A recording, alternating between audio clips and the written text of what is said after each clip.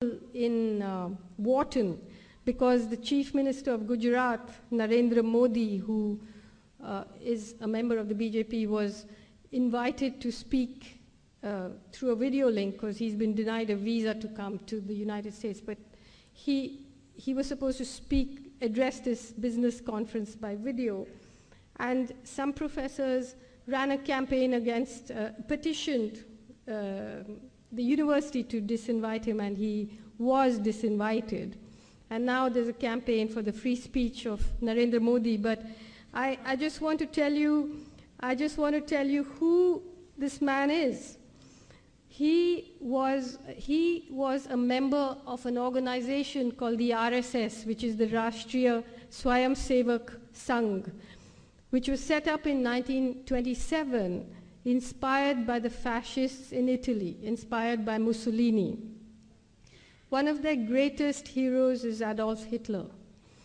They very openly praise Adolf Hitler, and I'll read you some of the things that their books say.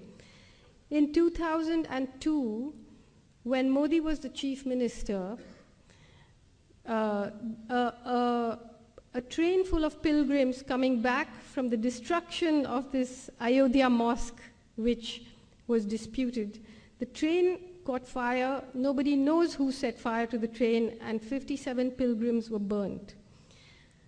In reaction to that, under his watch, right-wing Hindu mobs went crazy in Gujarat. They burnt and killed and raped, and something like between 1,000 and 2,000 Muslims were massacred openly on the streets of Gujarat. 100,000 people were driven from their homes. The people who did the killing were helped by the police. There was a member of the Legislative Assembly called Ehsan Jafri, who had the temerity to stand against Modi in the elections. His house was surrounded by a mob of 20,000 people. He made something like 200 phone calls asking for help. The police vans came there and went away. They didn't do anything. The mob surrounded the house. Ehsan Jafri came down and said, look, there were many people sheltering in his house. He came down and he said, look, do what you like to me, but let the women be, let the people who are taking shelter in my place be. They cut off his arms, they cut off his legs, they dragged his body around the place, and then they killed all the people there. They raped the women and they burnt them alive. So, and Modi said, well, if there's an action, there'll be a reaction. And this man is now the front runner to be the Prime Minister of India. And I just want to read you some of the things that the organization to which he belongs say.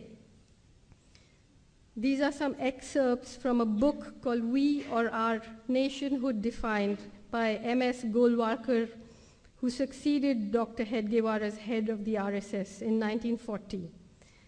Ever since that evil day when Muslims first landed in Hindustan, right up to the present moment, the Hindu nation has been gallantly fighting on to take on these despoilers. The race spirit has been awakening. In Hindustan, the land of Hindus, lives and should live the Hindu nation. All others are traitors and enemies to the national cause, or, to take a charitable view, idiots. The foreign races in Hindustan may stay in the country, wholly subordinate to the Hindu nation, claiming nothing, deserving no privileges, far less any preferential treatment, not even citizens' rights. To keep up the purity of its race and culture, Germany shocked the world by her purging the country of the Semitic races, the Jews. Race pride at its highest has been manifested here, a good lesson for us in Hindustan to learn and profit by. By the year 2000, the RSS had more than 60,000 branches and an army of more than 4 million volunteers preaching its doctrine across India. Now, at the time when the pogrom against the Muslims happened in 2002, there was an outcry and people were shocked, but since then Modi has won the elections 4 times. And now he has become the most favorite candidate of India's greatest corporations because he's bringing in a lot of private investment. So if you bring in the money, then a little killing, a little raping, overseeing all of that is not such a bad thing.